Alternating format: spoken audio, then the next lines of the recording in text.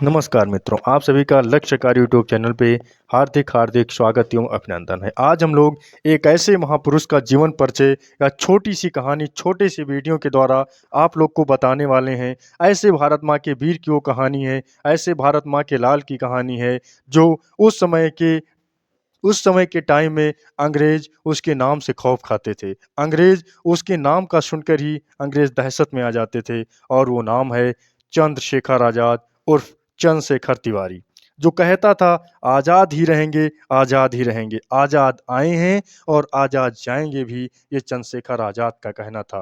उनका कहना था कि हम कभी भी गुलामी की जंजीरों में नहीं जकड़े जाएंगे। आज़ाद आए हैं, आज़ाद मर भी जाएंगे, लेकिन कभी हम गुलामी की जंजीरों में नहीं जकड़े जाएंगे। ये उस समय के दौर में इनका आज़ाद नाम पड़ा जब ये मात्र 14 वर्ष की उम्र में इनको जिला कलेक्ट्रेट में पेश किया गया और वहाँ के जिला जज ने पूछा कि आपका नाम क्या है, तो इन्होंने बताया कि मेरा नाम आज़ाद है। इनसे पूछा गया आपके पिता का क्या नाम है, तो इन्होंने बताया मेरे पिता का नाम है स्वतंत्रता। फिर इनसे पूछा गया आप रहते कहाँ हैं, इन्होंने बताया मेरे रहने का स्थान है कारागार या जेल। इतनी बातें सुनकर ही जो वहाँ का जिला जज था बहुत सी गुस्साया और उसने इन्हें 15 कोड़ों की मार बता दी। आइए आज उन्हीं की जानकारी हम लोग देखते हैं, उनकी मौत के रहस्य के बारे में जानते हैं। आप लोग को पूरी वीडियो देखनी है, कोई भी वीडियो इसमें मिस नहीं करना है। पूरी वीडियो ज़रूर देख के जाना है, चैनल को सब्सक्राइब करना है और बेल आइकन की घंटी आप लोगों को ज़रूर दबा के जाना है। आइए हम लोग देखते हैं आज़ाद कौन थे। तो 23 जुलाई 1906 को ये मध्य प्रदेश के भभुआ जिले में जन्मे।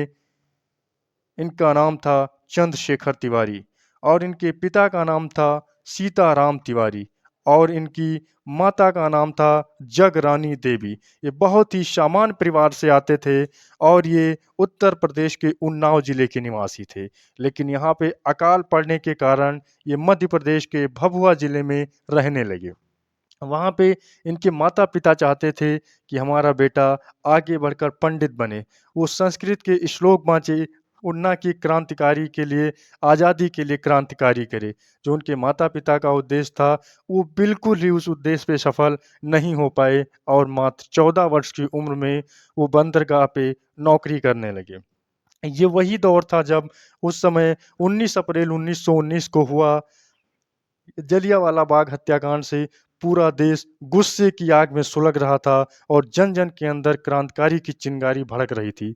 ये वही टाइम था जब 1921 में इसी के विरोध में महात्मा गांधी ने असहयोग आंदोलन शुरू कर दिया। ये 1921 में जब असहयोग आंदोलन शुरू हुआ तो इसमें बहुत ही बढ़ चढ़कर मात्र 14 वर्ष की उम्र में चंद्रशेखर आजाद ने हिस्सा लिया और उस समय मात्र 10 से 15 लोगों को जेल भी हुई। उसमें से एक थे चंद्रशेखर तिवारी उर्फ चंद्रशेखर आज़ाद। इनको जेल हुई तो ये उस समय मात्र 14 वर्ष के थे। इनको जब जेल होती है तो नाबालिग होने की वजह से इनको जिला कलेक्ट्रेट वाराणसी में इनको भेज दिया गया और वहाँ पे तब इनकी पेशी हुई तो इनसे जिला कलेक्ट्रेट या जिला जज ने पूछा कि आपका नाम क्या है, और वहीं से एक भारत को नया पहचान, नया महापुरुष और भारत माँ का वीर मिला और उसका नाम हुआ आज़ाद। इन्होंने वहाँ पे बताया कि मेरा नाम है आज़ाद। उसके बाद फिर इनसे पूछा कि आपके पिता का क्या नाम है? तो इन्होंने बताया कि मेरे पिता का नाम है स्वतंत्रता। फिर उसके बाद वहाँ के जिला जज ने पूछा कि आप रहते कहाँ हैं? आपका निवास स्थान कहाँ है? तो इन्होंने बताया कारागार या जेल। इतना सुनकर वहाँ पे सब चौकन्ने रह गए, सब दंग रह गए कि मात्र 14 साल का लड़का आज किसी को बिना डर किए, बिना भय किए, इतने अच्छे से बिना संकोच के उत्तर दे रहा है। बताइए आगे चलकर ये क्रांति की आग देखो कहाँ तक जाती है। ये सोचकर वहाँ के जज ने बहुत गुस्साए, बहुत झल्लाए और उस समय 15 कोड़ों की मार सज़ा सुना दी। लेकिन फिर भी बिना भयभीत हुए, बिना भय के जहाँ पे कोड़ों की वार मारी सज़ा मिलती थी, वहाँ पे चंद्रशेखर आज़ाद पहुँच चुके थे। और वहाँ का जो जल्लाद था, जो कोड़े मारता था, उसके आँखों से भी आँसू गिर रहे थे। क्यों? क्योंकि वो भी एक इंडियन था और वो भी एक ब्राह्मण परिवार से था। लेकिन फिर भी उसको तो हुकूमत के आगे, कानून के आगे उसको जो सज़ा सुनाई गई थी, वही करनी थी। फिर उसने कोड़ा उठाया और वो जितने कोड़े मार रहा था, उतने ही उसके आँखों से आँसू गिर रहे थे और इधर चंद्रशेखर आज़ाद को कुछ नहीं हो रहा था। उनके सिर्फ़ दिमाग में चल रही थी आज़ादी, यानी आज़ाद को चाहिए आज़ादी। और कोड़ों की मार पड़ती गई और हर कोड़े पे इनके मुख से यही वर्ड निकला, वंदे मातरम, वंदे मातरम, वंदे मातरम। और जो वहाँ का कोड़े मारना था, जो कोड़े मारने वाला था, उसकी आँखों से उतने ही आँसू गिरते गए। जब कोड़ों की मार इनकी पूरी हो चुकी थी, इनकी सज़ा पूरी हो गई, फिर ये जेल से तब बाहर निकलते हैं, तो फिर इनका नाम हो जाता है आज़ाद। इनको दुनिया एक नए नाम से जानने जाने लगती है, ना कि चंद्रशेखर तिवारी, फिर इनका नाम हो जाता है चंद्रशेखर आज़ाद। फिर धीरे-धीरे 1925 में इनके दोस्तों के द्वारा ये मिलते हैं राम प्रसाद बिस्मिल और बटुकेश्वर दत्त से। और वहाँ पे वो करते हैं हिंदुस्तान रिपब्लिकन सोशलिस्ट की स्थापना, जहाँ पर जो ऐसे फंड को इकट्ठा करती थी, जो भारत की आज़ादी में आगे मदद कर सके। और धीरे-धीरे यही होता गया। उस समय 1925 में ही काकोरी कांड में ट्रेन को लूट लिया गया, यानी भरी हुई ट्रेन से खजाने को लूट लिया गया और उसमें 3 ही मुख्य किरदार में थे। वो थे राम प्रसाद बिस्मिल, बटुकेश्वर दत्त, भगत सिंह और चंद्रशेखर आज़ाद। जिसमें राम प्रसाद बिस्मिल और बटुकेश्वर दत्त की हत्या भी हो जाती है। और जब इनकी हत्या हो जाती है, तो वहाँ पे प्लान बनता है कि हम लोग भी ब्रिटिश अधिकारी को जान से मार देंगे जिन्होंने इनको सज़ा सुनाई थी। उसके बाद भगत सिंह और चंद्रशेखर आज़ाद, राजगुरु और सुखदेव मिलके ये अपने प्लान को अंजाम देते हैं और ये अंजाम पूरा भी होता है। फिर उसके बाद जो कानपुर में निवासी थे, उस समय रह रहे थे चंद्रशेखर आज़ाद, वहीं पे बम बनाने की फैक्ट्री भी खोल दी थी। और जो बम इन्होंने वहाँ की असेंबली में फेंका था, यानी भगत सिंह, राजगुरु और सुखदेव ने वहाँ की असेंबली में जो बम फेंका था, वो बम भी चंद्रशेखर आज़ाद ने ही बनाए थे। अब वो बम वहाँ पे पड़ने के बाद ब्रिटिश पुलिस इनको खोजने लगी और 3 तो गिरफ्तार हो गए, बस एक ही नहीं गिरफ्तार हुआ था और वो था आज़ाद। और 3 गिरफ्तार हो गया और तीनों को फांसी की सज़ा भी सुना दी गई। लेकिन इस पे चंद्रशेखर आज़ाद को बहुत ही दुःख हुआ, लेकिन फिर भी वो अपना तन, मन, धन से प्रयास करते रहे कि भगत सिंह को फांसी ना हो और उनकी सज़ा कम हो जाए। इसके लिए वो दिन-रात मेहनत करते रहे, फिर भी। लेकिन सबसे जो मुख्य जो था, वो ये था कि उस समय ब्रिटिश सरकार ने चंद्रशेखर आज़ाद को ज़िंदा पकड़ने पर 5,000 के इनाम लगा दिए थे। वो उस समय का इनाम था, समझ लीजिए 5,000 कितने के बराबर था, आप गणना नहीं कर सकते हैं।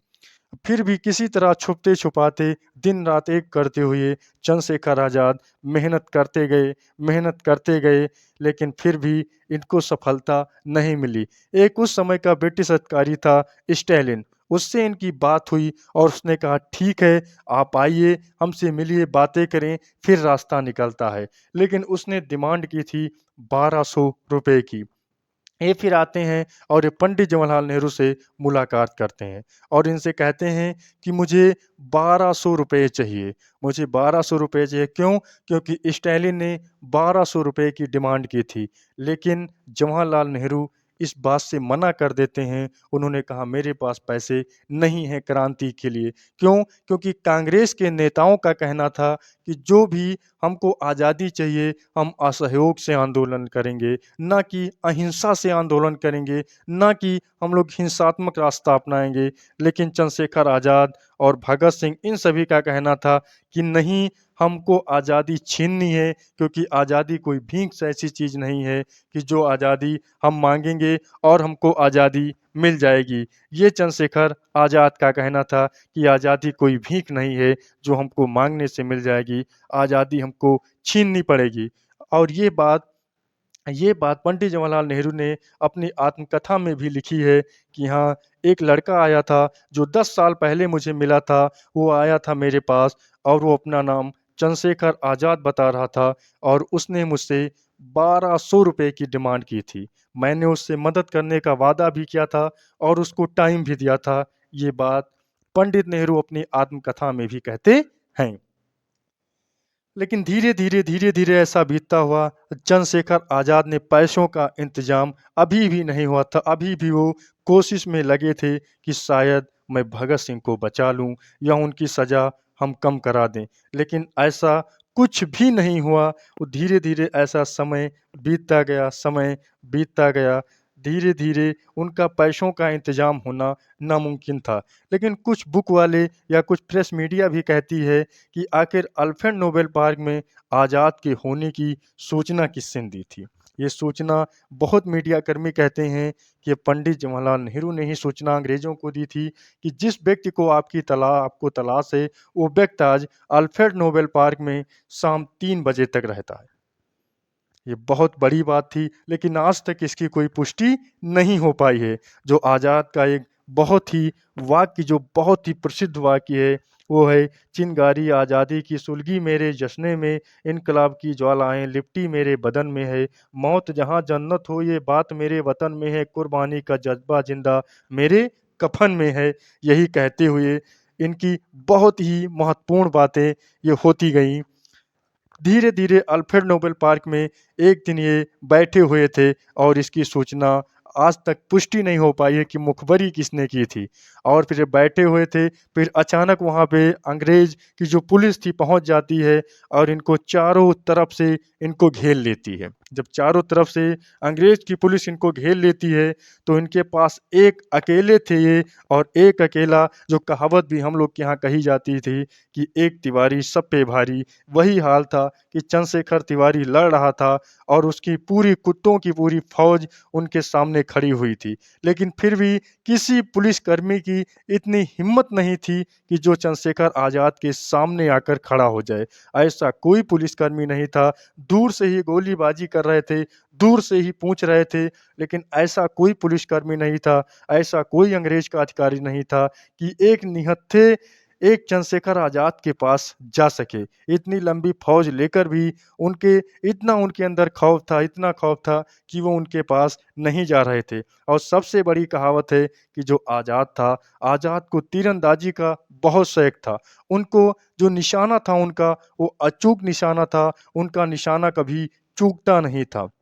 यही वो बात थी कि अंग्रेज़ जब इनको चारों तरफ से घेर चुके थे, इनके पास जितनी गोलियाँ थीं, उन सभी गोलियों से प्रत्येक गोली पर एक अंग्रेज़ी सैनिक का नाम लिखा होता था। ऐसे लड़ाई होती गई, लास्ट में इनके पास जब इनके जेब में इनकी बंदूक खाली हो चुकी थी और इन्होंने अपनी कुर्ते की जेब में देखी, तो इनके पास सिर्फ़ एक ही गोली थी। और फिर इनके दिमाग में आया कि मैंने तो कसम खाई थी, मैंने तो प्रण लिया था कि मैं आज़ाद हूँ, आज़ाद ही रहूँगा। मैं कभी भी अंग्रेज़ों के हाथे उनकी गुलामी नहीं करूँगा। और उन्होंने एक गोली बंदूक में लगाई और धरती माँ को नमन किया, उनको कोट-कोट नमन किया और बंदूक उठा के अपने अपने गर्दन पे लगा के खुद को गोली मार दिया। और जो लास्ट उनका वक्तव्य था, वो था वंदे मातरम, वंदे मातरम। वो आज़ाद था, कभी उसने अंग्रेज़ों की गुलामी नहीं की, कभी उसने अंग्रेज़ों के आगे सर नहीं झुकाया। वो आज़ाद था और आज़ाद ही चला गया। उसका एक बहुत ही जो बहुत ही प्रसिद्ध कोटेशन भी उसका एक है, वो है जिस यानी आज भी जिसका खून ना खौला, खून नहीं वो पानी है, जो इस देश के काम ना आए, वो बेकार जवानी है। ये आज भी बहुत ही फ़ेमस है और इसी पे आगे सुभाष चंद्र बोस ने भी काम दिया था। और इसी वक्तव्य से जुड़े उन्होंने भी एक वक्तव्य कहा था कि तुम मुझे खून दो, मैं तुम्हें आज़ादी दूँगा। ये चंद्रशेखर आज़ाद था, ये कहता था कि मुझे आज़ादी भीख में नहीं लेनी है, मुझे आज़ादी अंग्रेज़ों से छीन कर लेनी है। क्योंकि आज़ादी कोई भीख नहीं है कि आज़ादी हमें भीख के रूप में कोई आके देकर चला जाएगा, ऐसा आज़ादी नहीं है। आज़ादी में हमको लहू बहाने पड़ेंगे, इसलिए आज़ादी हम छीन लेंगे। ये था चंद्रशेखर आज़ाद का